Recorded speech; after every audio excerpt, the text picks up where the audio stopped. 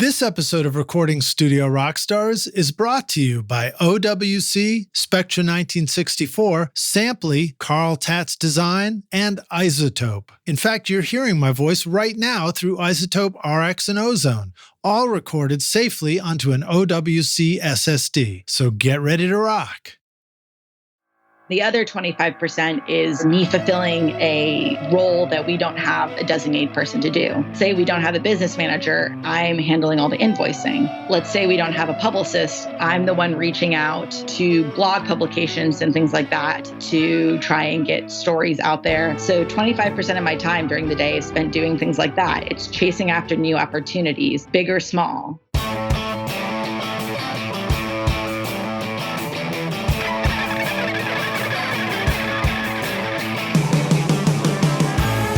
Welcome to Recording Studio Rockstars. I'm Lid Shaw, and this is the podcast created to help you become a rock star of the recording studio. Do you need to record direct stereo keyboards? Spectra 1964 now offers the Stereo BBDI-2 with custom wound high-Z transformers for big headroom, virtually flat response, and a 15 dB input pad. The Spectra 1964 BBDI passive direct box is also perfect for recording deep bass that will make your mixes sound huge. Plug that into a C610 complementer, and as founder Bill Cheney points out, it'll move your pant leg. Get your sound moving at Spectra1964.com. If you are rocking a Mac Mini M1 in your studio, then you should definitely check out the new OWC Mini Stack STX Thunderbolt 4 certified storage and hub expansion solution. It's the perfect size to seamlessly stack with the Mac Mini and add storage and connectivity over Thunderbolt or USB. Whether you have the new or old Mac Mini, nothing stacks up in your studio quite like OWC. Find the new Mini Stack STX and all your storage needs at macsales.com/rockstars.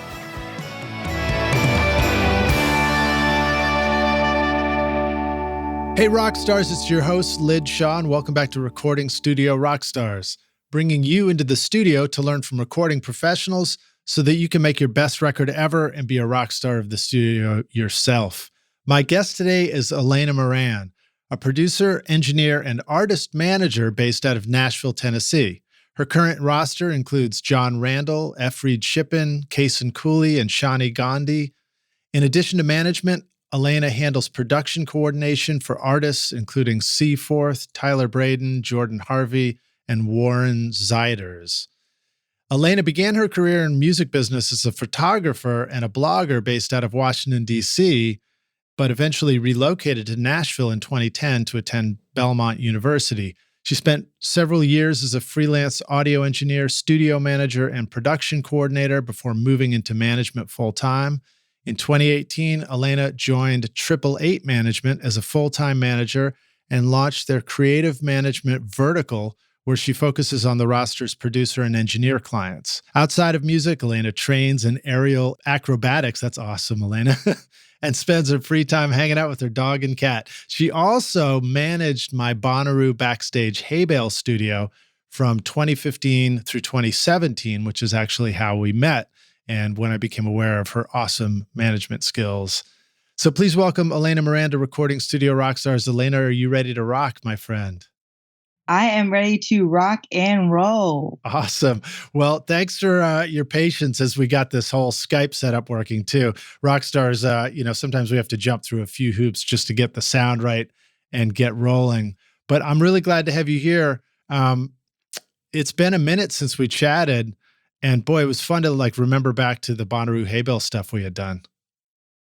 I miss it. It's a bummer that Bonnaroo didn't happen this year.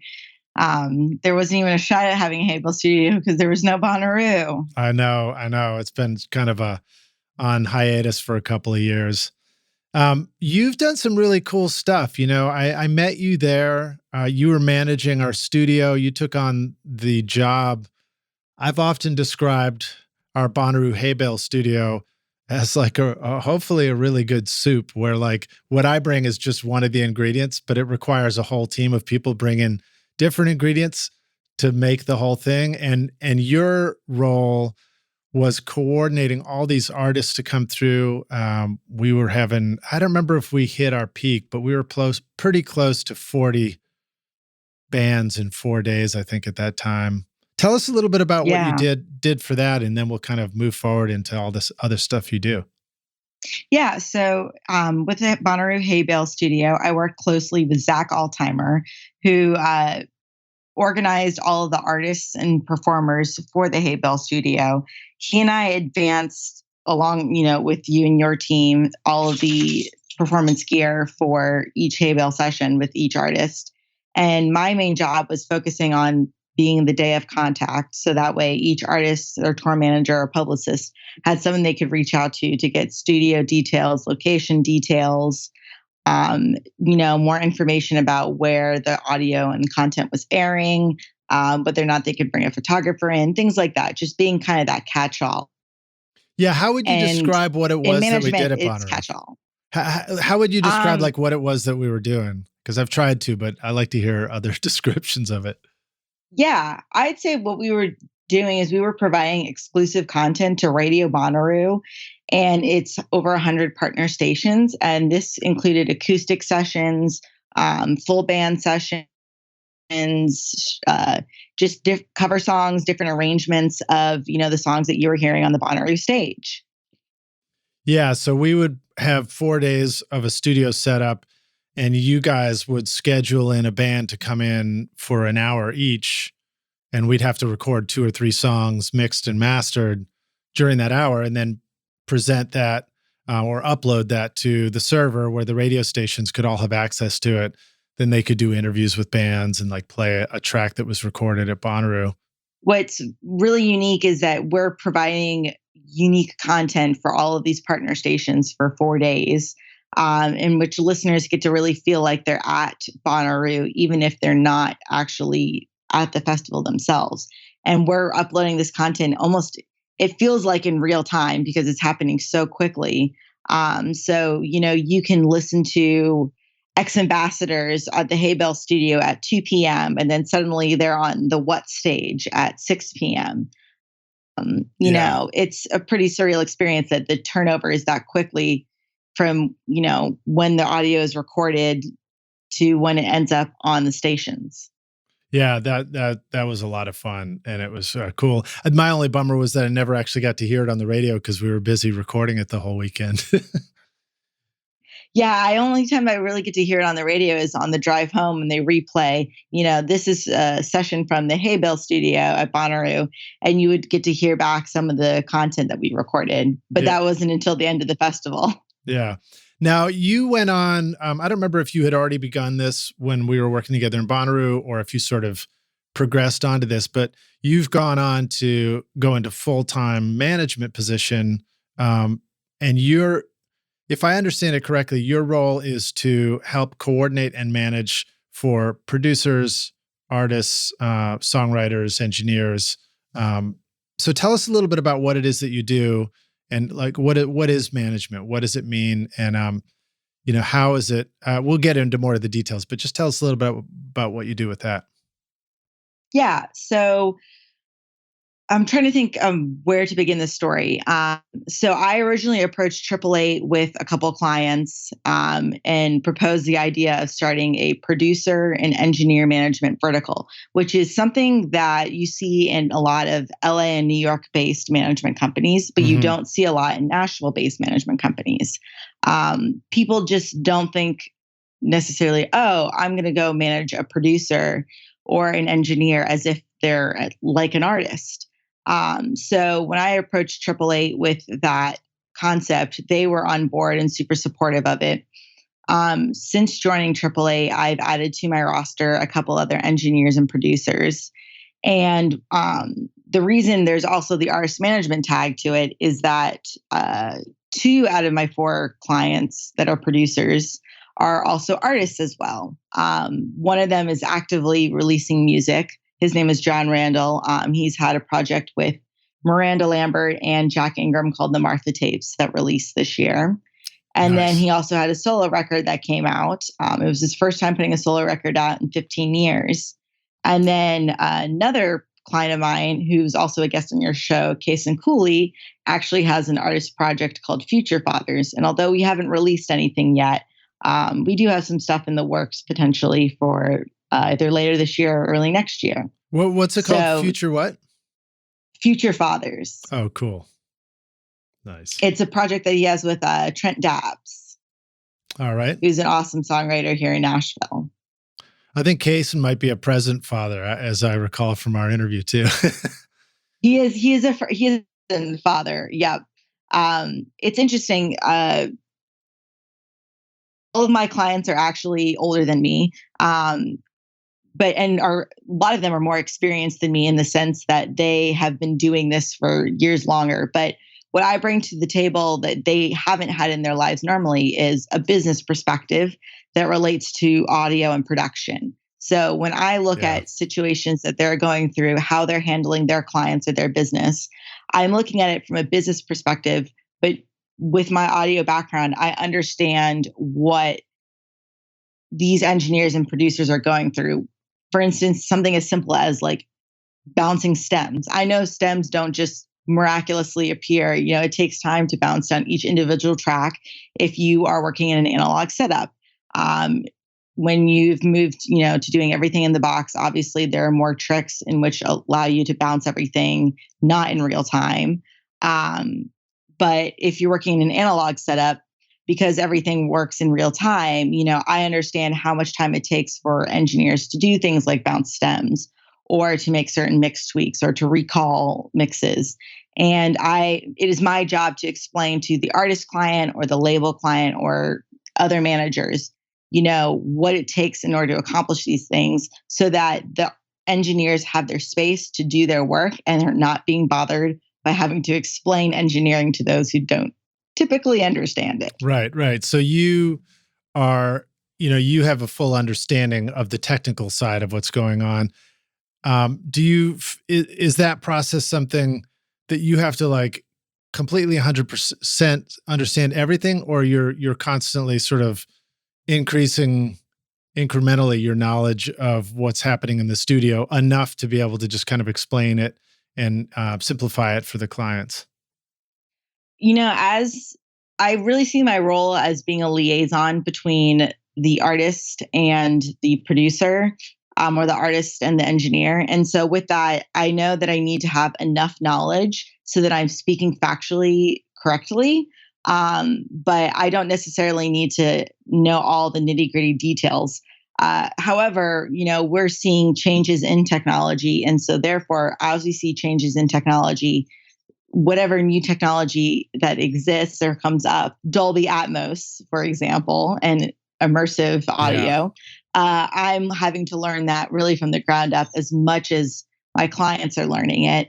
Even if I'm not working in the DAW, even though I'm not using the renderer, I still need to understand what it's doing because I need to be able to explain to the client, what are you paying for? What is this new technology or this new listening experience? I didn't think I would jump into Dolby Atmos so quickly in this podcast interview, but Dolby Atmos has jumped into our lives very quickly. Yeah. So I was just seeing people post about it on Facebook this morning, wondering why somebody was asking the question of how does the mixer afford it, I think. And my quick answer was that there's just a lot of work that seems to be coming along. And I mean, we don't have to go on a whole Atmos discussion, but there's an opportunity that comes along where there may be a lot of work. So it becomes sensible for people to start building the studios to do the mixing and jump into it. But it makes sense that this would become a part of your dialogue with clients. Yeah. And it's definitely a dialogue that I've had with some clients about being involved in it. Others have said, nope, don't want to touch it. It's not my world. And that makes my life easier. It's all about figuring out what sort of clientele each of my clients is targeting, and I have one, Reid Shippen, who is building out an Atmos studio, who does mix for Dolby Atmos and has a partner that's working on Sony 360's VR audio. So we have a little infrastructure there. And so we're able to take on those projects. Also, a lot of the projects that he's mixing in stereo, they actually want Dolby Atmos mixes for that. So it's easier for us to just be able to be an all-in-one stop. But for indie clients, no. So tell us a little bit more about your start with this stuff. So obviously you've pivoted to management, but you started out in, the music and production and engineering, and that's where you got your interest in this stuff? Yeah. I mean, what's really interesting is the major part of my journey that I kind of left out of my bio is that my path wasn't a straight shot from school to studio to management. I actually worked for a record label that failed, and I worked for a music festival that failed. So I learned a lot about the music business from both of those experiences. At the label side, I ended up being the go-to technology expert because I was the person who had a bit of studio and engineering background. So when it was, looking up or getting ISRC codes, understanding UPC codes, and things like that for record releases, I had worked enough with mastering engineers where I knew, exactly what metadata need to be embedded into the files. I knew exactly, what a DDP file was, what it was used for, and I made sure that the correct assets were delivered to the distributor. Experiences like that helped sort of build the building blocks to me getting into management. By the time I decided to move into management full time, I had experienced enough in the studio on the label side, and with a brief stint working for a music festival, I knew what I didn't want to do. And management isn't necessarily something that you want to do. It's something that you kind of fall into. Mm-hmm. And you usually fall into it because you know a lot of different things. You have your hands in a lot of different, places, and you're able to orchestrate all of that. Think of it as being like a puppet master. You have strings on all your different fingers. And I never thought of you as being in Metallica, Yeah, I'm basically the next member of Metallica. Right. Just that's what I'm working towards. That's my true goal. But you're like a puppet master in a sense that, there are strings on all of your different fingers and you're moving them at different times to do different things, but it's all one orchestrated effort. And so for each client, each string is a different element of their business. So the best way to describe it is to use, let's just say, client A. Client A is not just a producer. He's a producer. He's an engineer. He owns a publishing company. He works in sync licensing as a creative consultant. He's involved in all these different things. And it's my job as a puppet master to make sure that all those strings are still moving, doing what they're supposed to be doing, and not getting tangled in the process. So that way he can be the creative that he's meant to be in his fullest form and is not busy untangling different elements that get crossed over. Right. With so many game-changing iZotope plugins to choose from, deciding which one to buy next could be a bit of a challenge. But did you know that now you can have all their plugins through iZotope's affordable subscription bundle, Music Production Suite Pro, for only $19.99 per month? Get your Rockstar extended 30-day free trial subscription now at iZotope.com/rockstars and use the code ROCK10 to get 10% off any individual plugin purchase. Before your band hits the studio, it's smart to have all the songs and notes in one place. But setting up a shared cloud folder can be frustrating. There's always somebody in the band who can't seem to log in or wants to use a different platform. Not so with Samply. It's easy to add collaborators to a project so the whole band can upload new songs and make comments before the session. Just upload your voice memo or a mix and start collaborating. Sign up for your free account with 2 projects now at samplyaudio.com or use the coupon code RSR20 to get 20% off the first 3 months. And so what are some of the things that made you recognize that management might be a good skill set for you or might be a good direction? I mean, obviously, you must have done some stuff and thought, wow, I'm pretty good at this. I definitely had enough people tell me that I should be in management. That a lot. Somebody just referred to me as a client's manager in an email. I had people tell me that, if you're ever looking for a career change. You should try management. You're, have a diverse skill set. That would be a good fit for you. I had a lot of people definitely push me in that direction. And ultimately, what it came down to was I had spent a lot of time working in the studio, being a studio manager, assisting on sessions, and realizing that that wasn't where I wanted to be. I didn't want to be, God bless all of you guys, stuck in a chair in a windowless room all day long behind a computer. It was so draining. I was so unhappy. And I was working on the country demo side of things. And, in Nashville, there are a lot of people who are cutting demos in the country music space, and not all of it's good. And we all work on music that we're not passionate about at some point in time. That's just part of the course. But I saw these amazing creatives that were above me that had maybe 20 years experience or 10 years experience in the field that were so talented, but did not know how to advocate for themselves. I would work with them on billing, and they would underbill for their work that they did, or they would not understand. They would be handed a production agreement and not even know where to begin. And they'd immediately call a lawyer, which is obviously an important step, but they didn't know how to digest the information at all themselves. And I was like, man, there's got to be a role for someone who can be an advocate for creatives the same way they're advocates for artists. And so I looked up, other organizations like Advanced Alternative Media and Milk and Honey, who have been representing producers and songwriters in the pop space. And I was like, you know what? I can probably do this just with my own clients.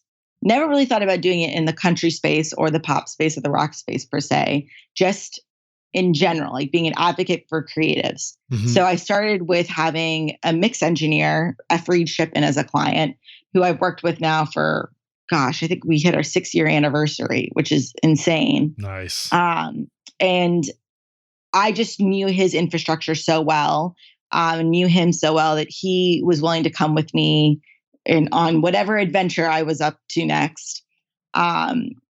Through Reid, I ended up meeting Jon Randall, who had been producing records for a while, has had a long history as a songwriter in Nashville, but never really saw himself as a producer and had not revisited the artist thing in 15 years. It just so happened, the timing of everything, he was being asked to release an artist project. He wanted to release an artist project. And then he was asked to produce records for Dierks Bentley, Parker McCollum, and Miranda Lambert all at once. And he was like, I don't know what to do. And that's where I just smiled and waved and said, there's a manager here who's been working with you for, the last 6 months as your coordinator.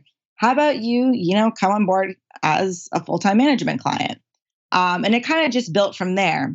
And so it never really was a straight path there, but I'm appreciative of that. I think all the different parts along the way taught me elements of the music business that I would not have learned without working in those other fields.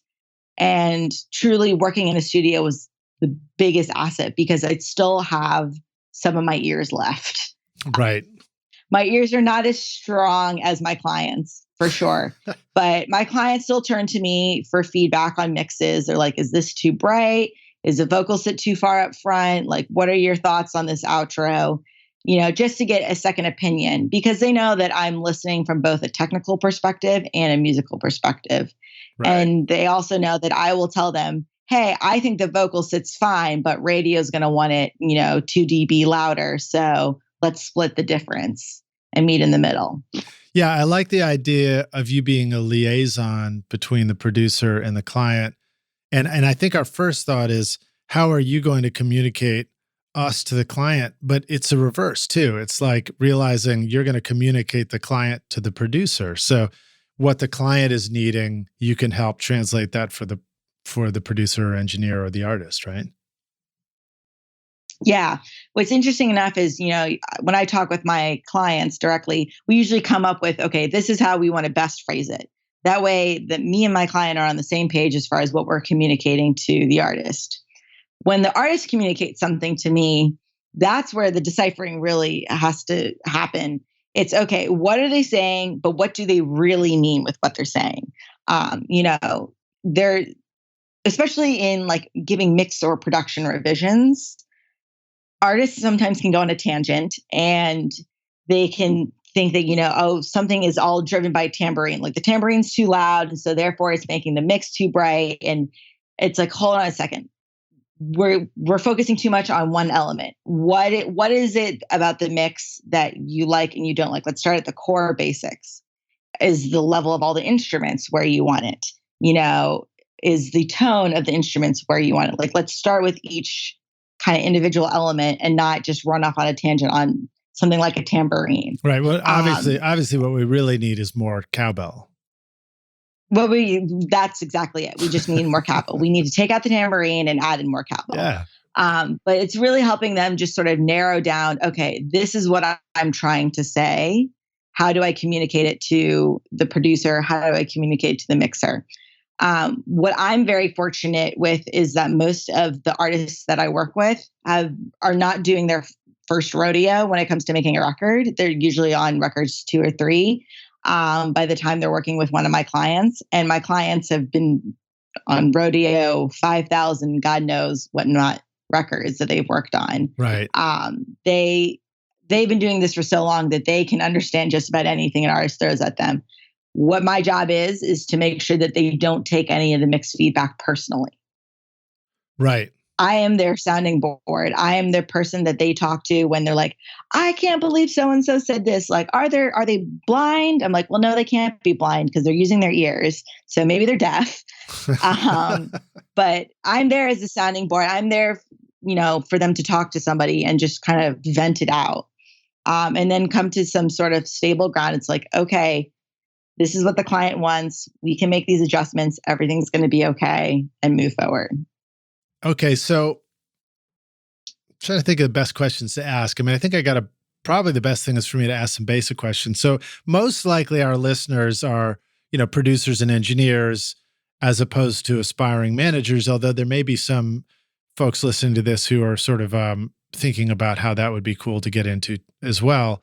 But, from the producer engineer perspective, and then some are artists, but I think there's probably plenty of shows that focus on just, the performing artist and management. And I love that you specialize in things like, producers and engineers in this, the recording studio rock stars side of the equation too. So what are some, things to consider for why and when a producer engineer might consider working with a manager?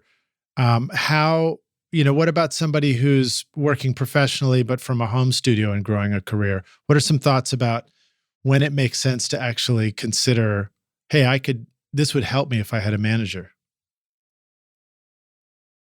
That's a tough one because a lot of people do see managers as the equivalent of a booking agent or a salesperson to go out and help them find work.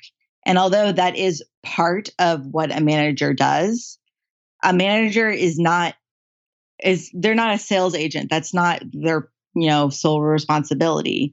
So if you are sitting in your seat right now and you're thinking, man, I really want someone to be an advocate out there for me, to do the networking for me, to go and bring in clients for me, then you are thinking the wrong way because you are looking for someone to be your sales rep. And that's just not what management is. If I could go out there and just bring in projects every day to my clients and it was that easy and all I did was go out and network and bring in opportunities, it'd be a cash cow and I'd be rolling in dough and that'd be great. But it's not. It's really about handling client relations. And that comes from if you're sitting in a chair and thinking, man, I have a lot of clients and I don't know their team members. I don't really have any discussions with them outside of, okay, this is the mix, this is the payment, the end. I'm not necessarily getting, like, I do well with a client, but they're not necessarily coming back to me. That's the time where you want a manager. You want someone who's really building that long-term relationship with the client. You want someone who's getting to know all the members of the team, not just the artist or not just the, producer or manager.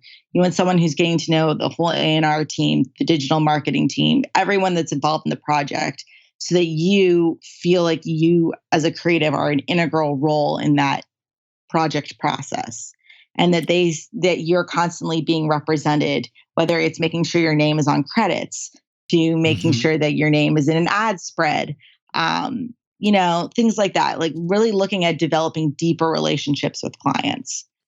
If you're looking for just building up an amount of clients, then there are platforms like SoundBetter, which are great. SoundBetter was owned by Spotify, but was just bought back by its owners. And it's a great way to advertise your services and get the word out there about what you do.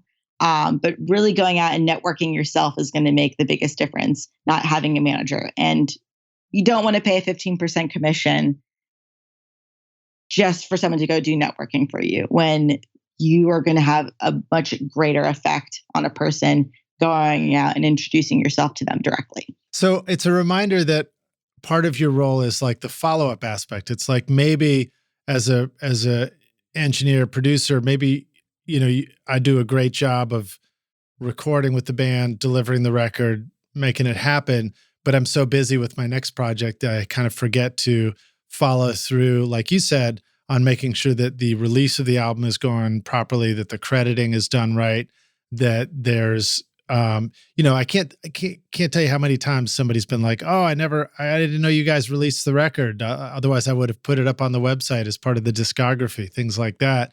Or follow through where it's like, being able to check back with the client and bring in the next project. So, hearing you talk about it, Alena, we're reminded that a manager isn't going to necessarily go out and cold call for new clients, but there might be a process wherein touching base with happy previous clients is a really effective way to keep projects coming back to the studio. Exactly. I mean, you think about it, each manager like myself has more than one client. So let's say you're, producing a record for client number one, but they have 4 other clients. Obviously it's a creative decision on why, 2 creatives work together, but you want to know that you have a shot at the seat at the table. You want to make sure that your name is in the hat for consideration to work with a client. So by building that relationship with that manager doesn't just see you as client one's producer or client one's engineer. They see you as an engineer that could work with any of their clients. And in fact, I mean this in a respectful way, but there are some managers who just simply don't know a lot of engineers or producers and recommend the same 3 engineers and producers. So why not be that one of those 3 engineers or producers that they recommend? It's really about developing a relationship with that team member and seeing how far you can take your success with a client. Yeah, that's a good reminder too. Again, it's not just communication going from producer to label, for example. It's also you knowing what's going on in that world of the label while we're busy in the studio making music and making a record. And you might find yourself aware of opportunities where you can help connect the label or the production company or whatever to the right engineer producer for project. So that's cool. Exactly. And when it comes to just building out a roster, from my perspective, when I start making a decision on what I'm signing, I do make sure that I'm not signing 2 of the same thing, because I want to make sure that I'm not getting opportunities in where I'm having to decide, between 2 people who bring very similar skill sets to the table, who work in a similar price, range, one project, and then having to make a decision between the 2 of them. I really try and diversify it so that if a project comes in where they need a mix at $500 a song, I have a client that can do that, versus someone who's, looking for a mixer with a little bit more experience that is mixing at $2,500 a song. Right. So ultimately, if you are looking for a manager, it helps to look for someone who doesn't have a lot of U's on the roster already, wherever you are at. So use as in YOU. Yeah, uses in YOU. Yeah. Yeah. This show is sponsored by Recording Studio Rockstars Academy, where you can go to take your recording, mixing, and mastering to the next level. And you can start right now with my free Introduction to Mixing course, Mix Master Bundle. This course will show you how to get pro-sounding mixes from your home studio with free and stock plugins in Pro Tools. And the best part is that these mixing techniques will work for you in any DAW, whether you're in Logic, Cubase, PreSonus Studio One, Reaper, or anything you can think of. Are you ready to make your best record ever? Then go to mixmasterbundle.com to get started for free now, or look for the clickable link in the show notes of this episode. The first time I heard a Carl Tatz Phantom Focus mix room featuring the PFM HD1000 master reference monitors, I was blown away. It was like listening to 3D holographic audio where I could reach out and touch the instruments with rock solid bass down to 20 hertz. It was awesome. And now I've got one of my very own at the Toy Box Studio in East Nashville. What's amazing is that the Phantom Focus system can be implemented in your existing control room too, or even your bedroom studio, giving you world-class sound. Go see how cool your studio could look and sound at phantomfocus.com. Yeah, that makes sense. So you want to be part of a diverse roster of producers or engineers with the manager. Yeah, and the more unique things you can bring to the table, the better. One of the reasons I signed Cason Cooley was because he is a producer. He's also an engineer. He's a multi-instrumentalist, and he's a songwriter. He can do pretty much all of it. But he still outsources, engineering work to other engineers to record drums. He still brings in outside guitar players for certain things. It just all depends on the project. But what I saw in him was a guy who could pretty much do whatever the project needed. And that to me was a huge asset. I knew I could put him into any situation. And he would be able to adapt accordingly. So when you think about what you're bringing to the table, look at what some of your unique skill sets are. Like an engineer is great, but an engineer who also plays keys, that's kind of handy, Someone who can add an extra drum programming, super handy, And some people look for that in a mix engineer when they're, bringing someone on. They want someone who can fill in whatever missing parts are needed. So just when you think about yourself as a potential client for a manager, think about your unique skill sets and what those are, and make sure you shine light on those. That sounds like good life advice in general anyway, which is, quit focusing on how you think you're supposed to be like somebody else and focus more on what makes you unique, because that's probably where you're going to do your best work. Yep, exactly. Do you, I like to ask guests to kind of share an important, like a good story or an anecdote about an important failure, maybe some kind of nightmare situation, whatever, that became ultimately a great learning experience. Do you have anything that comes to mind about, going through the process? I mean, you've obviously figured out how to do this successfully, but it can't have always been an easy road. We talk a lot about picking up clients, but one of the hardest things to talk about and to do is to make decisions to drop a client. And I had to make that decision with a client that we're not seeing eye to eye on how business operations should be. And in that process, we began to disagree on a lot of core pieces. And that's when I knew the relationship has ended. It's just we couldn't agree on how the business should operate. And contractually, I was owed a significant amount of money after the split. But I received some pushback from the client. And in that moment, I chose to protect my reputation and what I had done and things I had brought to the table, rather than collecting the commission check that I believed I was owed.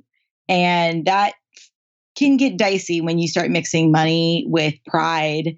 It's really good to leave pride at the table and not bring it into the dogfight. But I chose to not collect a commission check off a month's worth of work because simply I wasn't bringing what was needed to the table. And it was because I personally disagreed in how the business was being run. And even with verbally communicating that, we couldn't see eye to eye. So backing off, leaving the money at the table, giving the client what they need in order to successfully move forward was more important to me than collecting that paycheck. And the client's doing really well now. They've got a great new manager, and I still bring that client work all the time. Mm-hmm. So it's a good reminder just, that you can sometimes actually almost save a relationship, a work relationship, by stepping out of a situation. Yeah, by stepping out, obviously I do preach a lot about, getting paid what you're worth. But it's also learning to leave money at the table when it's not worth the fight. Right. And learning to leave pride at the table, learning to leave a lot of things there when it's much more important, especially in the music business, because it's such a small business, to leave your reputation as the number one thing and how you handle a situation. Can you handle it respectfully? Can you listen to the other client's needs and adjust? Even if they're not going to be your client anymore, can you leave amicably? That for me has definitely been the biggest failure turned learning experience, all kind of jumbled into one experience that I've had. And I learn from that every day on how I want to handle business with my clients, because I know I don't want to get to that point again. Yeah. Yeah. No, I think that the learning lessons through that experience are incredibly valuable. And the smart move, I think, is always to look at these challenges like that and quickly get past, this sucks, what a drag, to, okay, how am I going to turn this into a win for myself? Even if it's long-term, where it's like, wow, the long-term win of learning a lesson like that, moving through it gracefully and coming out the other side a little bit stronger, could be so much greater than what seems like it's being lost in the moment. And I've had that happen, with records where I had to step away, and, I had unpaid invoices, and it seemed like a whole lot of money at the time. And then later I look back and I'm like, wow, it wasn't all that much when in the big picture or whatever. But I also remember having an experience where, I had a studio client, and I think they canceled something and wanted a refund. And I felt like I had already committed the time and also the assistant or something like that, the resources. So I was hesitant to do the refund. And then I kind of got ripped a new one by the manager. And I went ahead and did the refund at the time and was just like, oh, I'm just going to let it go, But I also remember thinking, I was like, wow, they wrote a really compelling email. And so I responded, and I was like, here's the refund. And I was like, by the way, that was really well said, So it's like you said, it's taking those difficult situations and turning them into learning experiences. But it does make me want to ask you this question. What about as a manager? Do you ever have to look for that same kind of opportunity with the producer or the engineer that you're working with, for example, where you both have to conclude, you know what, let's let this one go. Let's look for the way out of this situation and move on to another project? Yes. I mean, I've been lucky to have not had to face that on the production situation. Usually we're very particular about what projects we take on. And I spend a lot of time vetting the artist, the manager, the project itself, to make sure that what we're getting into and what we're committing to is something that we can see all the way through. Mm-hmm. But I've had one production project where ultimately the producer and the artist did not get along at all about midway through the project, to the point where things were being thrown around in a room. And that's when I missed the throwing of things, but I saw the damage and wondered why there was a broken channel strip on a console, and said, okay, this does not look good. What happened? In those situations, yeah, I mean, I straight up told the client, I was like, we just need to back off, like hand them their masters, like paid 50%, that makes up for all the work that we've already done and covers us for the assistant costs that we had projected that we would have for the next couple of weeks. Mm-hmm. And we just need to let this project go because you read a room really quickly when things get hostile. And I knew that there's just not anything that we could do to save this project. What we needed to focus on was saving the relationship. And saving the relationship was letting them be able to take their masters, go the direction that they wanted to, work with whomever that they wanted to, and to not put them in a financial hole where they feel like they were locked into sort of the devil's deal with us, where they paid everything, they put everything forward. And then when they were unhappy, not by us doing anything wrong, just they were unhappy with the creative direction that it was going and failed to speak up, that they weren't completely, bound to that one decision that they made, that they had the ability to at least continue finishing the project. Yeah. Because you never want to be that producer engineer that stands in the way of the artist being able to finish a project because of creative differences. Right. And what a golden opportunity for having a manager. I mean, that seems like the perfect situation where it's like, if you're the producer or the engineer and you're in a situation where it gets emotional in the studio, your emotions are tied up into it. Whereas, the way you just described it, you just showed up on the scene and it was clear something had happened. So you were able to step in with an impartial, disposition and be able to help find a solution and just say, let's just figure this out. So that's pretty cool. Yeah. I mean, the artist threatened to bring in an attorney, and I said, whoa. Let's just make this real easy. They didn't have a manager. So that's why they threatened to bring in their attorney to figure this out. And my thought was, let's just not take it to that level. Like, let's just make things peaceful. Let's walk it through. What do you need? Let me, as a manager, help you, and let my client have some time to cool down and to not take this personally at all. And we found our way out through the situation. No lawyers needed, a simple one-page agreement, and called it a day. Sometimes it's just a lot easier to have somebody in there who doesn't look as scary, and lawyers look scary. I love my lawyer. I love working with lawyers. But the moment you bring one into the ring, things get a little intense. So it's nice to be able to bring in sort of a less biased party. Obviously, my intention is to represent the producer. I don't represent the artist, but I represent the well-being of the project. That's most important. Yeah. Yeah. Well, sometimes I feel like lawyers, I'm very happy to have had lawyers when I need them, but sometimes I feel like their job is to just sort of require us to need more lawyers in the process. So it's nice to have a manager whose job is to just sort of like, diffuse everything and get us back to working. It's great to have a lawyer to hammer out the legal language. You don't want a lawyer playing peer mediator. Yeah. It's too expensive. Yeah. All right. So I've got a question here. I was sort of leaning towards my interns too for more questions about what you do. And I thought this one was kind of clever too, because I always like to know, what does everybody want to know? But one of the questions was, who does the manager answer to? Which I thought was a good one to ask. Who do you feel like you answer to? Who do you feel like is your boss in a situation, in the various situations that you do, and how would you answer that? That's a tough question. I want to just congratulate whoever came up with that question on coming up with a great question. Let's see. When it comes down to my paycheck, I report to my bosses. So the owners of the company. But when it comes down to who do I report to as a whole, my clients are probably going to hate this answer, but I feel that I report to the project itself. So a non-living being, I report to the music. Because that's what in the end, I'm representing the music. As much as I'm representing the producer or the engineer in their project, ultimately, we're all representing the music. Yeah. We're all working on the music.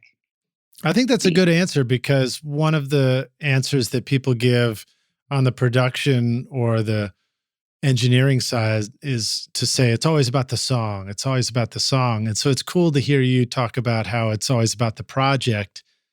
Let that be the guide. And then, because we're all serving that same thing. It's like even an artist is trying to make sure that their career feels whole to them. But in the end, it's like we're performing, we're creating for the listener, for the audience. And the project is like the gift that we give the audience. Exactly. I love the way you look at that. Like, it's definitely a gift that we're giving the audience. And so that's why we are all sort of serving that gift. Because ultimately, that's what everyone sees. In the end, people don't see the drama, personal relationships. People see that project, and we want to make sure that we are serving that project.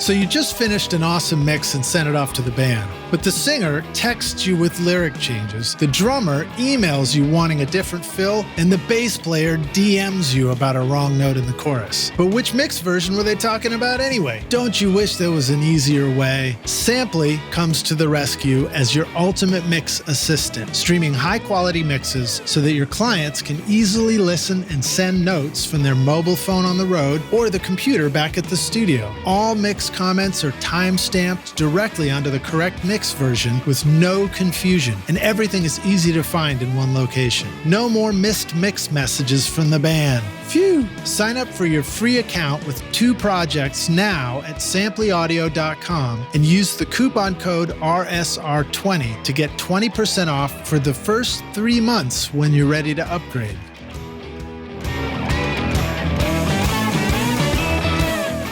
Look, I love using iZotope plugins for my music and podcast productions. In fact, you're hearing Ozone and RX on my voice in this podcast episode. And now you can get access to all the iZotope plugins through the subscription bundle. For only $19.99 per month, Music Production Suite Pro is designed for the serious recording, mixing, and mastering engineer, putting the finishing touches on music, film, and podcasts with fully pro versions of Ozone, RX, Neutron, Nectar, Neoverb, Tonal Balance Control, Visual Mixer, and more, including free plugin updates. And just for you rock stars, get an extended 30-day free trial subscription at iZotope.com/rockstars and use the code ROCK10 to get 10% off any individual plugin purchase. Coupon not valid for subscription. Hey, Rockstars, we're back now for the jam session. My guest today is Alena Moran, joining us from her home, but she's with 888 Management. So we're just talking about managing producers, engineers, mixers, artists, and stuff that we want to know about that. Are you ready to jam, Alena? I am ready to jam. Sweet. Let me start with this question. What do you think are some other common misconceptions about managers that we might have? That managers are unnecessary middlemen or women. We are necessary. So really all you have to do is take the un out of it. We are necessary middlemen. Not for everybody, but for some people. You can ask some of my clients, they don't want to touch a, billing discussion with a 50-foot pole. And that's what, that's where I find myself to be very necessary. Other misconceptions that, and this is actually sometimes true, that managers don't know what they're talking about.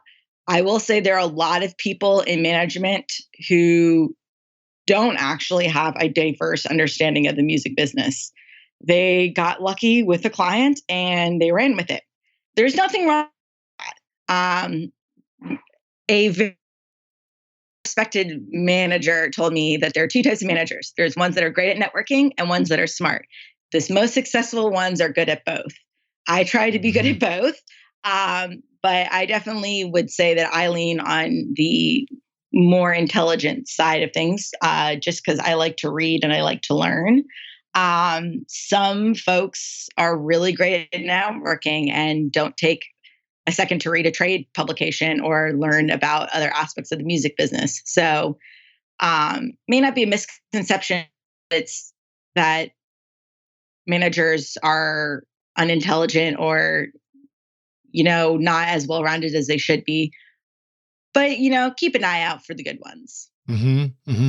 Well, it's a good reminder, the networking aspect. I have partnered up with a manager in in a production capacity in the past for one particular project and band we worked with. And one of the things that I felt like he really did bring to the table was it seemed like his world was, this was a little pre-Zoom. It was a little more, face to face, but it seemed like his world was kind of traveling and just taking meetings all the time, just constantly meeting with people. And I realized I was like, well, I mean, I wouldn't be able to be producing the band in the studio if I was busy taking all those meetings. So it was really helpful to know that somebody was out there doing the networking. But then I think, the flip Yeah. side, like you said, I don't know that we always saw eye to eye on any of the technical aspects. I don't know that we needed to in my situation. So I don't have very far to go with that. But that's a good reminder. And I imagine that can take a lot of different forms. It could be like social, having that great socializing capability where you're at parties and the drinks are flowing, or it could just be, having a great professional attitude and meeting people. It could also just be understanding what the industry is better than the producer does. Maybe the producer or engineer is just like, I just want to make these cool loops and, a hook. And of course, everybody should love it, but your job might be better understanding where that song and music has a place in the world. Yeah. I think, and this isn't part of the question per se, but something that I want to share that I think is super important is the secret sauce to being a great manager is to be the person that everyone can rely on. Whether they can rely on your intelligence, your networking skills, your ability to respond to an email or to solve a problem, being that person that anyone can rely on is super important. Yeah. Well, I mean, if I go back to the Bonnaroo studio that we did together, I remember that, you joined us to manage the studio at a time when I had already been running the studio for 7 years or something like that, or more. I think it was more, almost a decade. And so I really understood like what our process was. I knew what our moment to moment was. And, your skill set is you stepped into that and you quickly learned what our flow was and then interfaced with the artists that were coming in and in through the studio and made sure that you were finding the ways to streamline all that, which I thought was really helpful. You took my worries off my plate as far as who was coming next and whether they were going to, show up too soon, too late, too much gear, too little gear, all that. And so, it's interacting with that stuff. But a question that I wanted to pivot to too is for producers and engineers, maybe some advice that you have for those of us who are out there, like maybe we're not ready for a manager yet, but where are some places that you would give us tips for how to improve with our whatever, maybe not with our mix, but, with how we're interacting with clients and stuff. Are there some common things that come to mind for you about places we could really up our game in terms of self-managing? Yes. And I hate that it is this, but it is social media. Social media is your friend because we don't have album credits the way we used to. We have Jaxsta, which is jacked up. Sorry if this is sponsored by Jaxsta. The credits there are a mess. We have All Music, which only really hits the major label artist circuit. We don't have a way of really showcasing the work that we've done besides a website or an online portfolio. Social media is taking your website and putting it in front of your entire network, plus people who are interested in what you're doing but may not even know you. And that's why I think social media is so important for sharing the credits of the work that you've done. It's a way to also share exclusive content based around the projects that you've done. It doesn't always have to be, posting the album art and saying, thanks so-and-so for having me on board with this project. It could be sharing a clip of the music video or when an artist gets nominated for something. I mean, this is basically your way of having a digital manager or a digital, publicist. Mm-hmm. Is social media. So I really, really push my clients to use it. And some are better than others at it. Some have literally brought me on specifically to do their social media because they're really bad at it. And that is what they wanted first and foremost. Outside of anything else, they're like, I can handle clients, but I can't handle my social media because I forget to post about things. So what are some things in terms of, if you're just giving tips? I mean, you already did, which is like the client has got a new video out or they just got an award, so reshare that. But what if we're looking for, maybe there's lower hanging fruit for social media? Is it just like, is it smart to be just doing the little Instagram clip of like, you're playing a clip of something you're mixing or you're showing the computer screen happening, any of that stuff? Any warnings about social media, what we shouldn't do?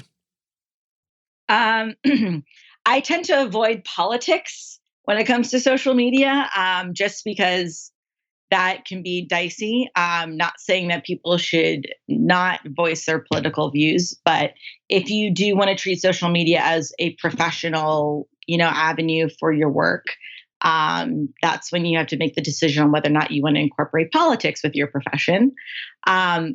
Things though that you can post are like, mixing this project for so and so today.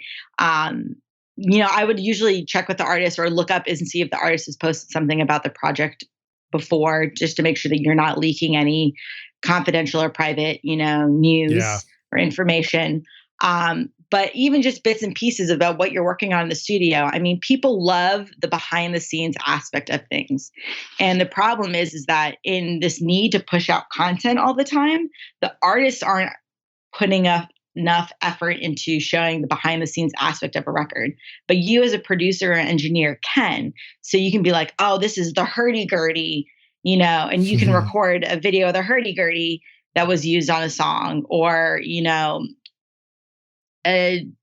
if you had a string quartet in, recording them just tuning or warming up, things like that, like bits and pieces. People love to see what's going on in the studio and what's happening that leads to these massive recordings. Otherwise, it's just, another musical recording again that's come out that's amazing, but we don't even know what happened to get there. It's really cool to be able to show those behind the scenes aspects. Yeah, that's interesting. So you just gave me a great idea. So one of the challenges, and along with this question, I'd love for you in a moment to let us know if you've actually seen examples of people accidentally sharing stuff that then backfired on them. In other words, like, if you're listening to some background vocals and you want to do a little Instagram clip, well, you may not you may be out of line sharing some of the music in that moment because this is a record that's coming out later. But so, for example, you probably doesn't make sense to share a clip of the lead singer on this record, soloed, for a number of reasons. One of which, singers are very self-conscious and they're going to think that their voice sounds terrible in that clip you just shared. So don't put them out there under a spotlight. But, and two is, this is copyrighted material, so you don't really have the right to just post it unless the artist gives you permission. But what occurs to me is what you said with the hurdy-gurdy, which I thought was cool, was you could actually show the instrument. So if somebody's got a really cool keyboard sound, you just did a great overdub, you potentially could just go to the keyboard and do a clip and go, listen to this cool sound we're using, and play something else yourself that doesn't conflict, with the actual song. Or if the singer was singing on a great microphone and had a great sound and was singing, maybe you can actually just go out and show the microphone and just like, so-and-so just sang on this. It sounded so amazing. Maybe that's a clever way to do behind the scenes without actually stepping on the toes of the music before it's released. And the big thing too is taking all those, like social media opportunities and remembering to tag the right people in them. So tagging the brands, tagging the artist, if the artist feels comfortable with that. Because the artists, a lot of times, if it's minimal stuff, they may not post stuff themselves, but they'll happily repost what other people do. They like that because they can't necessarily always come up with content for themselves, but they'll post fan content because fans like to see what other fans are talking about. So remembering to tag the right people is also super important when posting anything. But you can, like, let's say someone has like Darth Vader sounding synth, patch on their keyboard. You could play the Star Wars theme song or the Darth Vader theme song on that, do something funny like that. There's always ways to come up with content using instruments that you have. I mean, essentially you're playing with toys, and who doesn't love watching a video of someone playing with toys? Right. Twitch built a whole platform around it.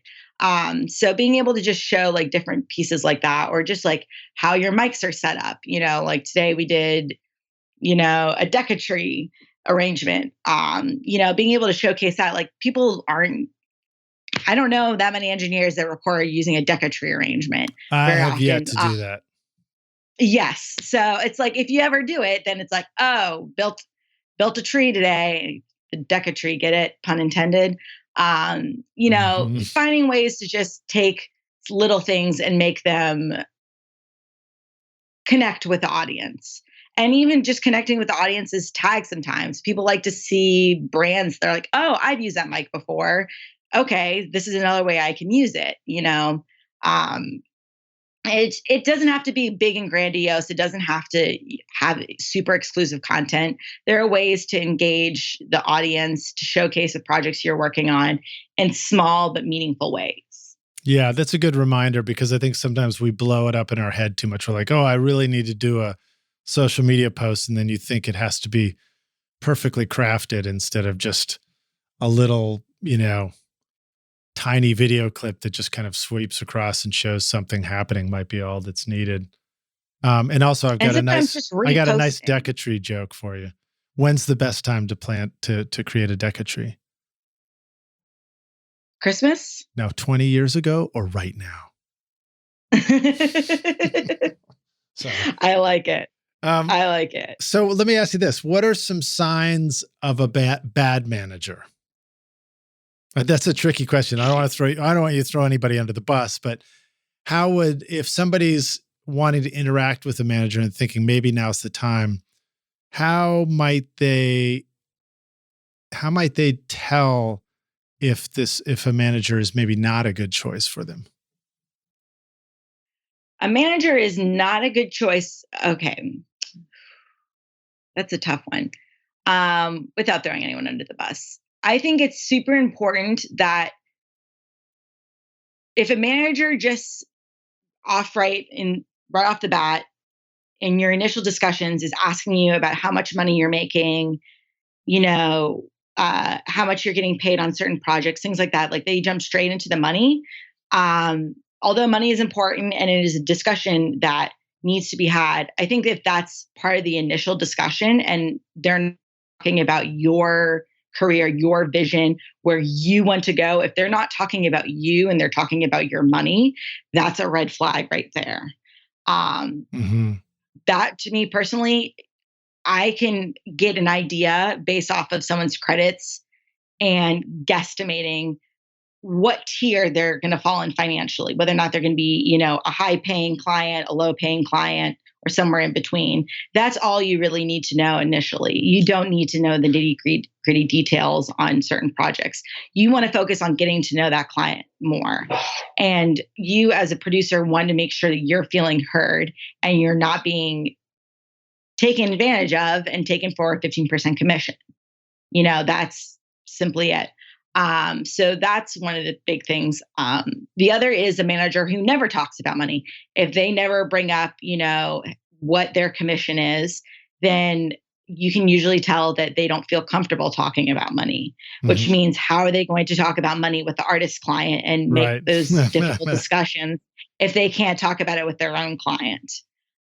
So it goes both ways. Anything on the extreme when it comes to money is usually a red flag. So it's interesting to hear the topic of money come up too, because I'm reminded of an idea, sometimes as a band, the idea of working with a manager or a label or something like that and thinking about a percentage, I think that an initial thought can be to look at it and go, oh, well, if I typically am bringing in $100, there goes $15 if it's a 15%. And the smart way to think about it is go, oh, if I'm typically bringing in $100 and I work with somebody who brings in $1,000 instead, then who cares about, the percentage?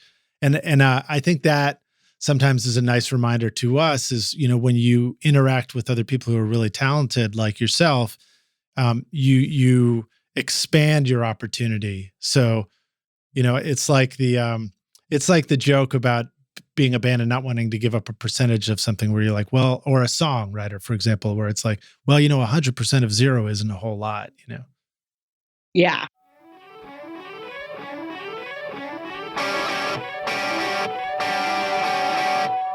OWC now brings you the Mini Stack STX, the world's first Thunderbolt Force certified storage and hub expander, perfectly sized to seamlessly stack with the Mac Mini and the ideal storage and connectivity companion for Thunderbolt or USB equipped computers and devices. With a universal SATA HDD SSD bay and NVMe M.2 PCIe SSD slot, you can expand your Mini's storage capacity to gigantic proportions. 3 Thunderbolt USB-C ports enable you to connect millions of Thunderbolt, USB, and future USB 4 drives, displays, AV mixers, cameras, and tablets, as well as desktop accessories like a keyboard, card reader, or mouse. Now, the possibilities of how you can use your Mac Mini are limited only to your imagination. Find the new Mini Stack STX and all your storage needs at macsales.com/rockstars.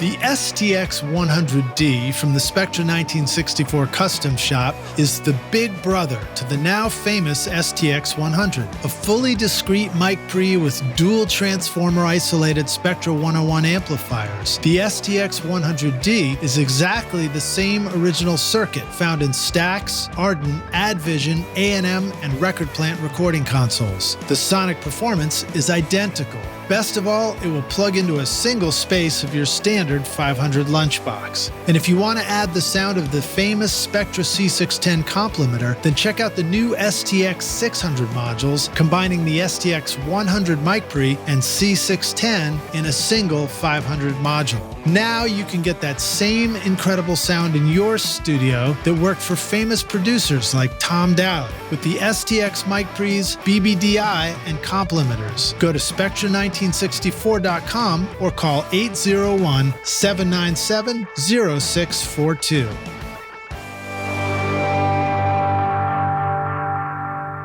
So tell us also, what is a day-to-day like for you as a manager? And related to that, how granular are you involved in the day-to-day of one of your producers or engineers? Do you actually manage their schedule? Is that a thing that a manager might do? Yes. So every management company is different. To give you a little bit of background about me and then about the organization I'm with, 888, we don't really have day-to-day managers. So we are all managers. We abolished the day-to-day concept. And I was never a day-to-day manager. I signed my clients on my own. And so I've always been the manager. I've never hired a day-to-day. So I've also fulfilled the day-to-day duties. And that includes anything from inputting credits into spreadsheets and delivering those to labels, to handling invoicing, schedules, whether it's for, podcast interviews or meetings or, creative calls before mix sessions. I handle all of that. From a day-to-day role aspect, my day typically is spent about 50% handling emails that come in. And usually those emails have to do with project management of some sort. Mm-hmm. Whether it's for, orchestrating when mixing is going to occur on a record, or, right now I'm planning a band listening party. Even though you would think that the artist manager would actually do that, it's the producer that have the listening party and have people get together and listen to the record before it goes to mastering. So because it's the producer's wishes, I'm involved. Really. And then that's about 50% of the work is things like that. The other 50% is checking in with my clients each day, or just about every day, just to make sure I know, what's going on in their world. If they have any new ideas, anything that's come up, filling them in on stuff. I would say that's actually about 25%. And then the other 25% is various projects that I've taken on as a manager that usually are me fulfilling a role that we don't have a designated person to do. So let's say we don't have a business manager, I'm handling all the invoicing. Let's say we don't have a publicist, I'm the one reaching out, to blog publications and things like that to try and get stories out there about what the producer's work is doing. So one of my clients, Jon Randall, he is an artist, but he's also a producer, and he's known for his production work with Texas country artists. And so I'm using that actually as the segue to these media outlets to try and pitch his solo music. It's, hey, the people behind Parker McCollum and Miranda Lambert and Jack Ingram, now that guy is releasing a solo record, and, I want you to take a listen to it. That takes up a lot of time just sending, cold emails like that to radio stations, to news publications. So 25% of my time during the day is spent doing things like that. It's chasing after new opportunities, big or small. Yeah. Yeah. And that, it's interesting to hear you talk about that too, because then I think part of that question is, what are some things that, that we shouldn't hope a manager will help us with? Or maybe, as you're describing it, it's about being a bit of a chameleon where you can step into various needs. And then, you must have to have also your own system of, drawing a threshold, which is like, okay, this is the right amount of work. Beyond this threshold, that's too much. When somebody else needs to do it. You're reminded, even when you just mentioned the business manager, it's like, that would have been a first question, is like, oh, does the producer manager go and do the invoicing and collect the money? So we could pivot to that. How often does money flow through a manager if we're a producer or an engineer? For the most part, all of the money flows through me, or at least the paperwork does, because I know the ins and outs of all the projects. I know exactly what songs are being worked on, what producers are doing what's happening each day. So I can put all of that information directly into an invoice and send it out. I don't have to relay that to a business manager for him to then send it out. It just eliminates the extra steps. So I'm super hands-on with the billing side of it. It also means that when there's an issue with billing, I know about it right away and I can handle it. As a production coordinator and as a manager, a lot of my job is also helping other vendors get paid for their work. So when working with a mix engineer, I'm only, worrying about getting him paid. But when I work with a producer, there's all the different vendors that are involved. They come to me as a coordinator and say, okay, who am I getting paid by? How much is there in the budget?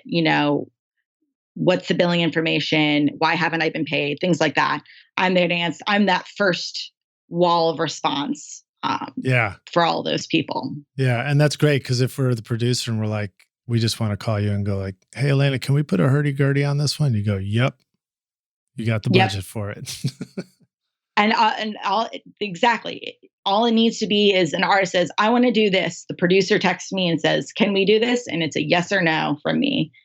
Or if it's a maybe, it's a maybe, let me get the money and I'll get back to you in 24 hours. My goal is to make things happen. So which is that's great, because really what it is. When you're a producer, sometimes, sometimes that is part of the budget. And sometimes you feel like, okay, I'm just going to give a little bit in this moment. And it's nice to have that yes or no answer. So you can just say, you know what, I want to do this anyway. Don't worry about it. Let's do this thing. Or you can just say, if the answer is a no, you can say, as a producer, it doesn't look like we have the budget for it. And now you're off the hook from having to, answer a question that you didn't really have a clear-cut answer for. So I see that as really helpful. What about a virtual assistant? How useful could it be to tap into I guess since we're all on the internet a lot of the times, that everybody's a bit of a virtual assistant, but have you ever found that there have been aspects of management that are useful to tap into when you're literally talking about like overseas virtual assistants, or using online services to get certain elements of a project done, whether it's outsourcing overdubs through the internet, or whether it's getting a graphic made by somebody, or whether it's even just handling marketing and social media stuff using a virtual assistant? I will say, if I had to admit what my greatest weakness is, it's delegation. I'm terrible at delegating things, which is probably half the reason why I don't have a day-to-day, or an assistant. And that includes why I don't have a virtual assistant. Right. I've never really tapped into the virtual assistant world. I do a lot of my work by phone and then following up via email so that things are written down. But I think a lot of where I make progress in is having a voice interaction with the client rather than just a text interaction. And that's where the virtual assistant can't really bring to the table. They don't Right. bring personality, they don't bring character. And so that's why so much of what I do is on the phone, and then just wrapping it up in an email so that it's written down somewhere. So I haven't really tapped into the virtual assistant market. Okay, cool. Well, that's just, I thought to ask that one. Here's another question for you. In the situation where you're bringing opportunities to a producer or an engineer, you're presenting clients to a producer or engineer, which I imagine as a producer or engineer, that might be a question. Is like, having a manager sounds cool, but what if they bring me some crappy project or something like that? What are your thoughts about that? What are some things that you've learned about how to present stuff to a producer and an engineer or mixer? Is it even all that hard? Maybe it's not all that hard. Maybe it's a silly question to even get hung up on.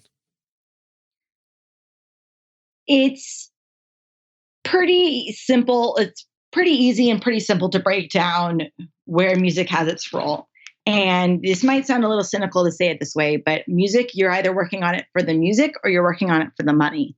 And sometimes there are crappy projects that are thrown in there. And it's like, I just have to explain, hey, if you said you wanted to keep your calendar busy and you wanted to work 5 days a week and have your weekends off, and I've got 3 great projects in here that take up, 3 weeks. And then I have one shitty project in here. But I at least try, and when we have the projects where maybe musically it's not the greatest, I try to leave those as few and far between as possible so that the engineer or the producer doesn't feel uninspired. But Right. I do have to explain to them that sometimes, this is a job. We are lucky to be able to make music for a living, but not all music we're going to make us fun. And I learned that working on country demos, that not every vocalist that came through my door was going to be good. And so not every editing job, which was done on a fixed flat fee, was going to be, require the same amount of time. Sometimes it was Right. going to take 3 times the amount of work to get there. So I try to keep everything in balance. Not everything's going to be perfect. Yeah. Sometimes, the music will be really good and the paycheck will be mediocre, but I at least try and keep some balance in those projects with my clients. And I try to always give my clients a positive outlook on a project when they go into it, and to not dwell on any sort of negative or less than positive aspects of it, which is why I usually don't tell them how much they're making off of a project. Oh, interesting. Yeah. Talk more about that. I wouldn't have thought to ask that question. We can't help it. We are affected by money. Mhm. It's a part of every exchange that we have, whether it's buying food, whether it's putting the value on a belonging in our house. And when we know we're making more money off of a project, we're willing to put in extra time and effort into something than if we're making less money off of it. That's just innate human nature. Now, some people are above that and can separate those two, but it's hard. It's just hard to do that. And I don't want to put my clients in a position where they're deciding how much time or effort they're going to invest on a project if it's based on a numerical value. So I try and just present the project to them as, this is the artist, this is the producer, this is what they're going for. I do give them a heads up if it's indie or major label, so that, they have an idea at least of what ballpark the price point's in, and also who's going to be listening to it. But I don't ever tell them exactly how much they're making per song, and they typically don't know. They have the ability to look at that information on an invoice software if they want to, but this just kind of keeps everything on a level playing field. Yeah, that's cool. That's a really cool idea. And I'm guessing that you've probably found that the producers and people you're working with appreciate that. It's like, how nice to just focus on the music for each session. And I know it's tough when the music is not good, because I've been there and I've done sessions where I was like, oh my God, this is really tough for me to get through. And, it's funny. I mean, I've even experienced that recently. And I always remind myself, it's like, look, if the client who I'm working with in the studio is really enjoying it and having a good time, who am I to bring that energy down because it just doesn't click with me in the same way? So I look for ways to keep delivering and just try not to throw a monkey wrench into the creative energy. Because sometimes, also the thing that makes it strike me as not great as a session or as the music, it may actually just have to do with the fact that I'm distracted by something else going on in my life and in that moment, because I'll circle back later and be like, oh, that actually turned out really cool, So that's cool. I like that idea of, I never would have thought to ask that maybe one of the biggest benefits of having a manager is just simply the fact that you get to remove yourself from it. But we've had guests on the show talk about that, where they say, I just focus on the creative and I let them take care of all that. And I've thought in the past sometimes, oh, is that a cop-out response or a reply just for the elite or something? But then I realize, hearing you talk about it, no, that's the big win, is like, you're actually looking for an opportunity to take the financials out of the creative process, so you can really just focus on what does the song need? What does the project need? Exactly. I mean, if I could do that in my own job, I would, to have someone else just tell me, okay, this is the work that I'm doing, and to know that I'm getting a paycheck at the end of the day, and that paycheck will be sorted out and will be fair. That's kind of what we all want, is we just want to be compensated fairly for the work that we do. And we want to be able to do our jobs and do it well. We don't want to feel like, everything has to be this exact science as far as how much time we put into something versus how much financial reward we're getting. So when you kind of take out that process and take out that train of thought, I don't know, relieves a little bit of stress, in my opinion. Yeah, I think that's great. The Toy Box Studio, aka Recording Studio Rockstar's headquarters, is proud to announce that it is now an official Phantom Focus mix room designed by Carl Tatz. Yay! The beautiful new control room includes Carl's acoustic lens room treatment with the PFM HD 1000 master reference monitors laser aligned for holographic stereo imaging and depth of field, with accuracy from 20 hertz to over 20 kilohertz. I've never mixed on a speaker system this awesome before, and it feels great. I used to feel like I would commit to a mix, cross my fingers, and hope that it would translate to the real world. But now, when I dream up a sound that I want to create in the studio, I just turn the mix knobs, and the Phantom Focus monitors tell me truthfully when I get it right. Amazing. Check out my complete interview with Carl Tatz on episode 50 of the podcast and discover the secret to massively improving your monitor setup at carltatz.com/mixroom-mentor. How important is it for, for our manager to be part of a larger firm or to be an independent solo manager? And what are some thoughts we might want to have about that? So this one, it kind of depends on what your needs are too as a client. So if you are just looking for if you're, I would say, an engineer who's just looking for general representation, doesn't have it like an artist solo project, isn't looking to dabble into publishing or any of these other things, then having a manager that's not part of a larger firm is totally fine. If you are a producer who maybe has a solo project on the side or is writing a lot and is maybe looking to start their own label imprint or things like that, having a manager that's part of a larger firm is great because that manager has access to infrastructure. And that's the reason why I went from being independent to joining 888 was I wanted access to infrastructure. And I wanted to be able to grow not only my business, but be able to grow myself. And the more that I grow personally and professionally, the more I'm able to better serve my clients. And there's actually, if I can take over here for a second, there's a question that you'd sent in your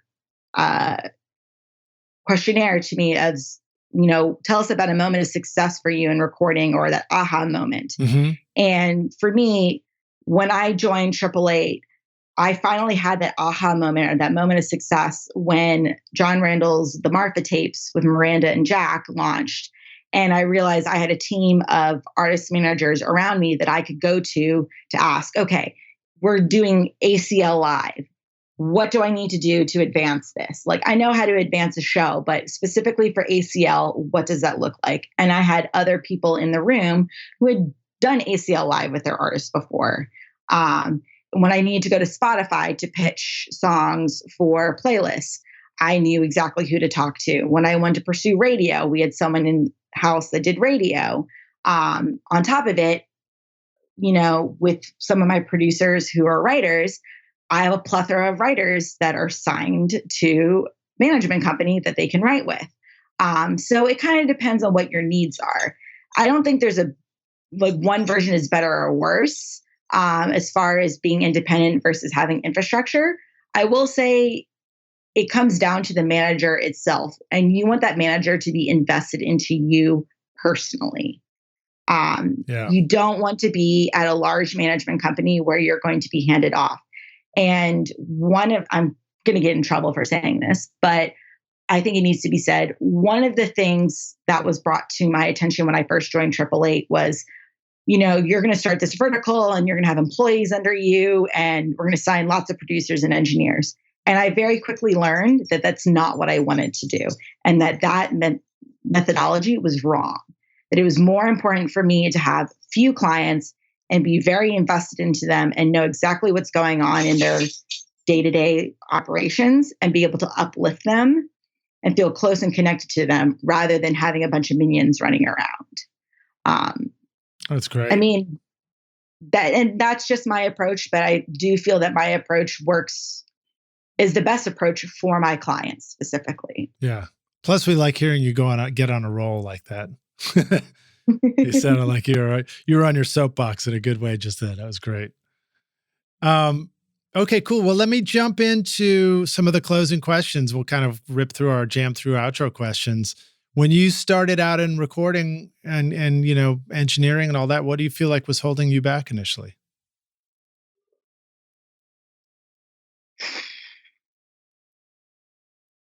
I know. Okay. Long pause. It's a long pause. It's going to be good. It's going to be good, rock stars. I'm going to bring in the female discussion for a second. What was holding me back was partially my gender and partially what I was good at.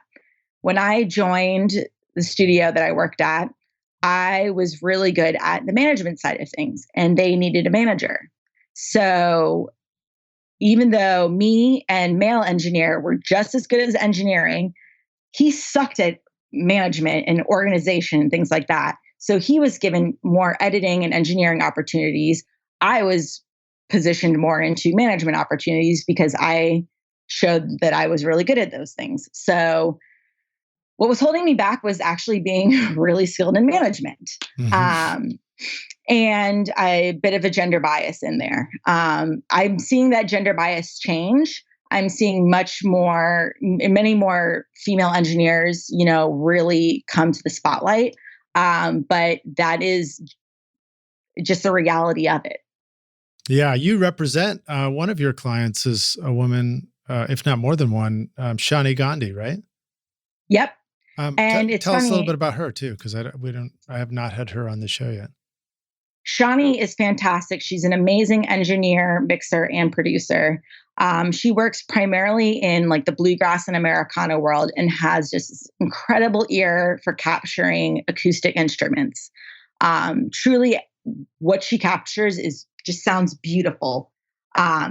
There's no other way to describe it. And I met her probably 8 or so years ago, actually before I was even working with Reid. She was the one who told me to not work with Reid and said, instead of being Reid's engineering assistant, why don't you work with Reid as like a colleague and be at the same level as him? And I'm like, well, what do you mean? And she kind of put that bug in my ear a little bit about being a project manager, since I had a background in studio management. So I'm forever grateful for Shawnee's advice in that department. That's great. Shawnee is an incredible engineer and she's meant to do that for a living. There's no doubt about it. And she's part of a group of other women like Gina Johnson, who's amazing engineer as well, Leslie Richter. I mean, there's some fantastic female engineers that are coming up. And not just coming up, but they're already out there and just need recognition and need representation. And so when I was thinking of bringing on another client, Shawnee was at the top of my list because I knew she had the skills. I knew I could help her. And, part of the decision to support females in the music business is by going and actively supporting females, not just voicing it in a social media post. You say, saying support women. No, go out and support women, manage women, build their careers, get them paid more. So that's have them what on I your just podcast. Do. Yes. Yeah. Exactly. Awesome. Good answer. I like that one. How about some of the best advice you remember receiving along the way? And I don't know if the advice was the advice you just shared from Shawnee, maybe. I don't know. Some of the best advice I've ever received was, actually, I think this might have come from Reid, but you have the tools to succeed. You just need to figure out how to use them. And that can be in business and in recording. You don't have to have every tool at your disposal in order to be successful. You just need to know how to properly and effectively use the tools you do have. Yeah. Reid, you're so smart, dude. You got to come back on the show. We got to keep chatting. He's the smartest man I have ever met. And don't tell him I said that. We're live. No, that's great. And I really appreciate that. I love the advice that brings us back to thinking of ourselves and our opportunities as the greatest, as opposed to, the greatest limitations.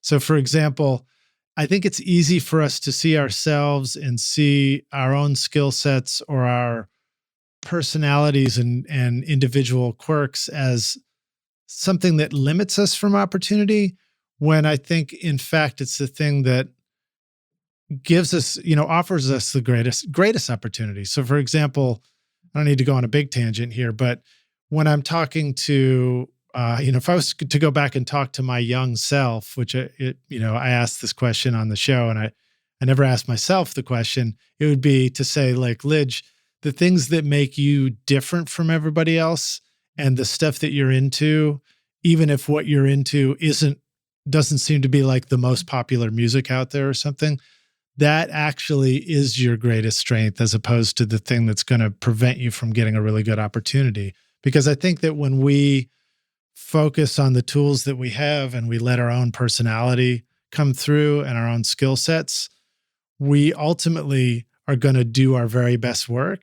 And I think that we'll get the most recognition for having done our very best work. Does that make sense? Yeah. Oh yeah, definitely. Definitely.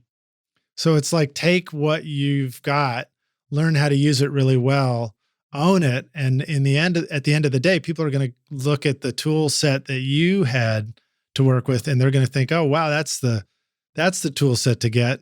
But they're going to be wrong because they have to actually ultimately look at their own tool set, to do their best work too.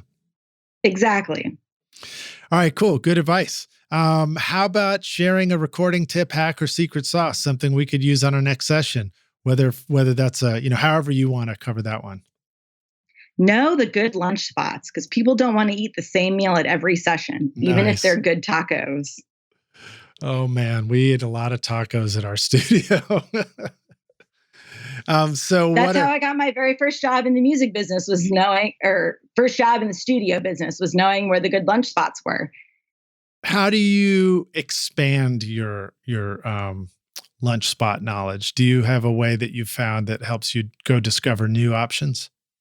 I actually drove around Berry Hill when I was working in Berry Hill and noticed a lunch spot that I had never been to called Sunflower Cafe, which is a vegan restaurant. And I decided to pop in there and grab lunch from there one day when we weren't doing a session. And I tried the food and it was really good. And I was like, And so I brought that to the table at the next session of a lunch spot idea, and everyone loved it. But I just got that from driving around. Sometimes you just need to drive around and get to know your neighborhood. Yeah, that's a good tip. And then how useful do you feel like it is in terms of sessions and projects for ordering food to be delivered? Or do you find that it's more often better for somebody to go pick up all the food and bring it back to the session?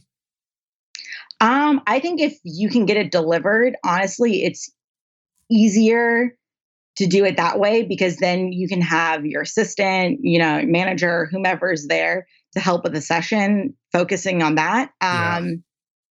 If there's a studio runner, though, take advantage of the studio runner and have them go grab the food. Nice. All right. How about sharing a favorite hardware tool, something physical that you have around for management, for sessions, for whatever, that you found to be really useful, even if it's a pencil? Honestly, it's a tuner.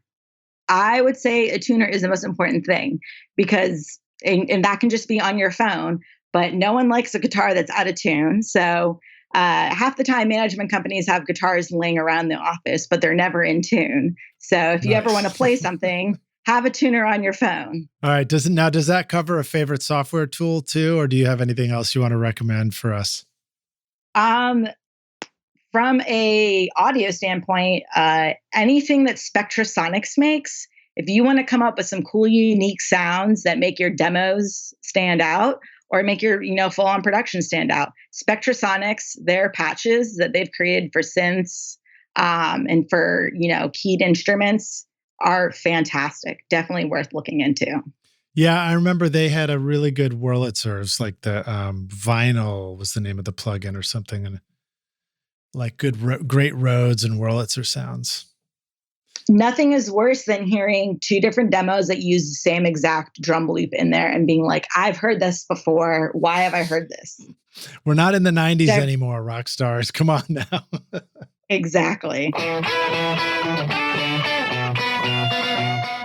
This episode is sponsored by Recording Studio Rockstars Academy. Are you ready to take your recording, mixing, and mastering to the next level and make your best record ever? Then visit the Academy to find the course that's right for you. Want to record killer drums in your studio? Then check out Rockstars of Drums to learn how to record, edit, and mix pro-sounding drums with a professional Nashville session drummer in a Grammy-winning studio. Or if you're ready to start mastering your own records at home, then check out Rockstars of Mastering, where I walk you through exactly how I mastered my own record, Skadoosh, the soundtrack to this podcast, in fact, using nothing but plugins in PreSonus Studio One. These techniques would work for you no matter what DAW you're using right now. And if mixing is your focus, then check out my free course, Mix Master Bundle, where I show you how to mix using stock and free plugins in Pro Tools. Plus, you get a look at how I recorded everything in my studio and multi-track downloads to practice your mixing and even include in your mix portfolio if you want. Are you ready to make your best record ever? Then go to mixmasterbundle.com to get started now, or look for the clickable link in the show notes of this episode. All right. How about a resource or a tip for the business side of doing this stuff? I know that's kind of been our whole discussion, but if there's anything else, or maybe there's an online, tool that we could be using to just manage our business and our money a little better. So if you don't want to take on learning QuickBooks or paying for QuickBooks, I highly suggest looking into Wave, like HandWave.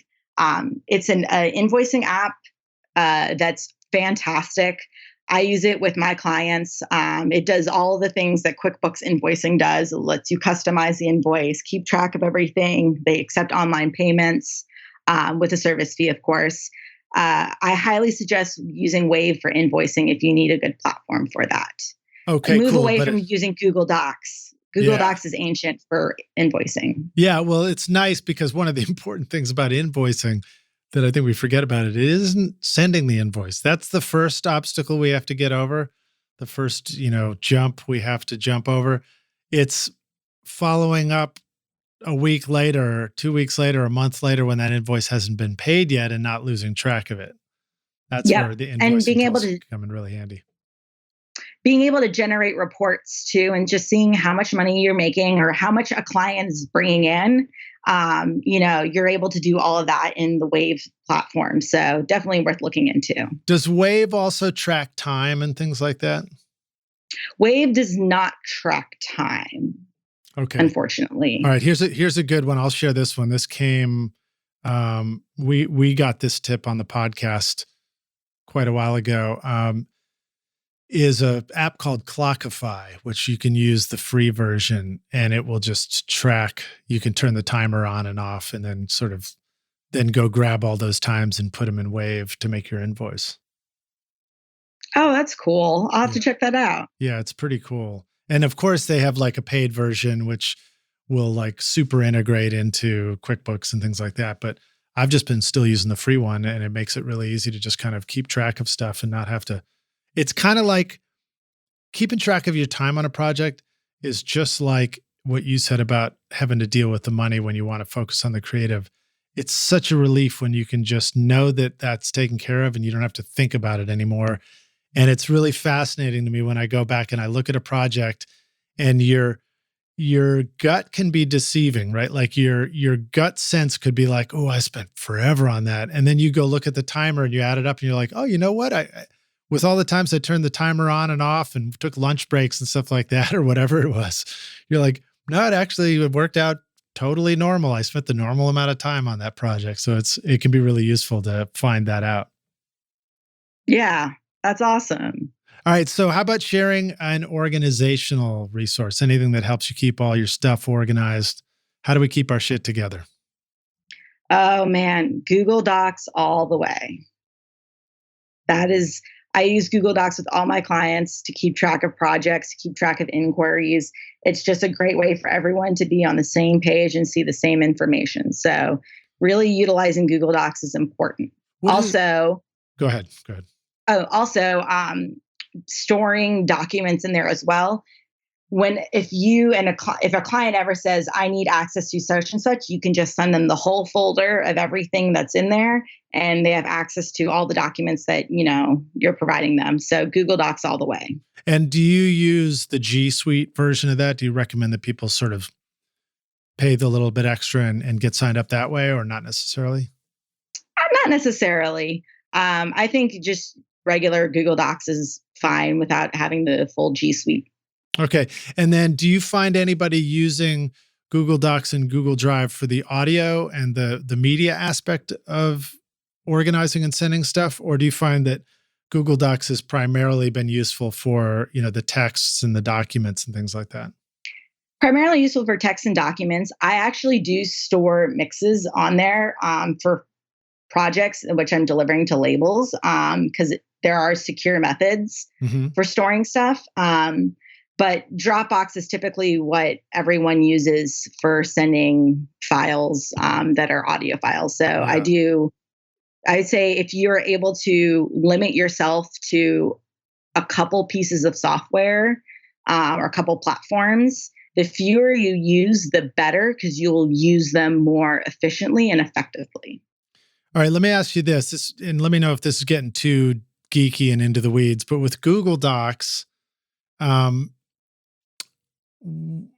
you can send something to somebody and you can say, I only want this person to be able to open this up. Or you can send something to somebody and say, I want anybody with the link to open it up, right? Yeah. Any other insights into that, or is it just look for the check the right box when you send it? Make sure you check the right box when you send it. Also make sure that it's not enabled where anyone with your G Suite domain name has access to the document, because you don't necessarily need the entire company looking at your stuff. Right. Really, it's just making sure, and also turning on notifications. Some people have it where they don't get notified via email that a document has been shared with them, and then they never know where to look for that document. It is under your shared documents. It's not hard to find, but surprisingly enough, people rely on that email notification that they got a shared document a lot more than you'd realize. Okay, groovy. All right, well, let me go to my closing question here. We're going to take the Wayback Studio machine, and you're going to go back in time and you find young Alena, who's, what were you doing in DC? You were doing some music up there, right? You said, or no, you were blogging and doing video production. I was blogging and doing photography. Yep. All right. So you go back and young Alena's thinking about coming to Nashville to make it big in the big city, which sounds backwards compared to coming from DC. But you say, look, I've come back to give you this one bit of advice. Here's the single most important thing you need to know, young lady, to be a rock star of the studio yourself one day. What advice would you go back and give yourself if you could? It will never be about the jobs you apply for. It's about the jobs you create. That's so succinct. That's great.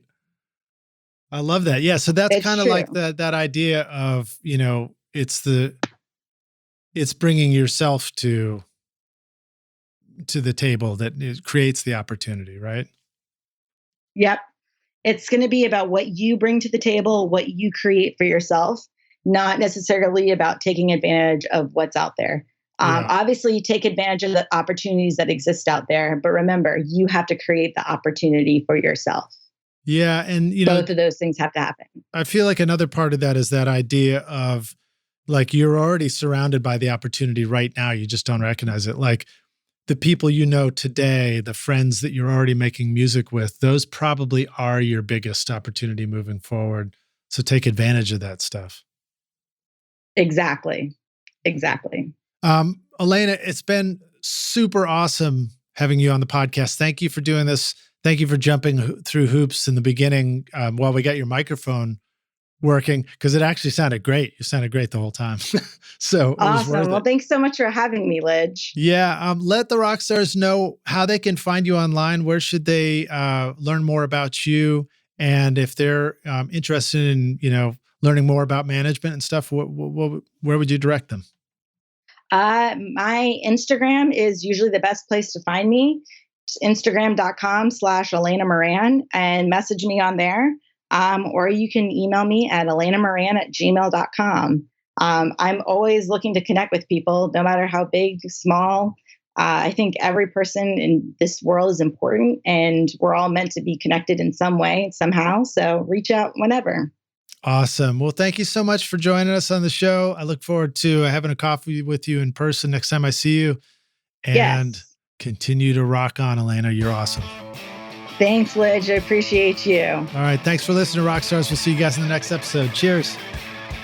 Cheers. Thanks so much for listening to Recording Studio Rockstars. If you enjoyed the show and want to help make it better, then please share this episode with your friends on social media and leave a rating and review on iTunes to help the podcast reach more rock stars like yourself. You can click directly over to iTunes or go to rsrockstars.com/review for an easy explanation. And remember to hit the subscribe button to keep up with weekly episodes. And if you're ready to make your best record ever now, then head over to Recording Studio Rockstars Academy, where you can start with my free course at mixmasterbundle.com. And if you want more free content from Recording Studio Rockstars, all you have to do is go to rsrockstars.com/email. Again, that's rsrockstars.com/email to enter your name and email, and I'll keep you in the loop with articles, videos, podcast updates, and even free gear giveaways for your studio. Just look for the link in the show notes below. Thanks so much for listening, and thanks for being a rock star. I'm Lid Shaw, and this is Recording Studio Rockstars. Now, go make great music.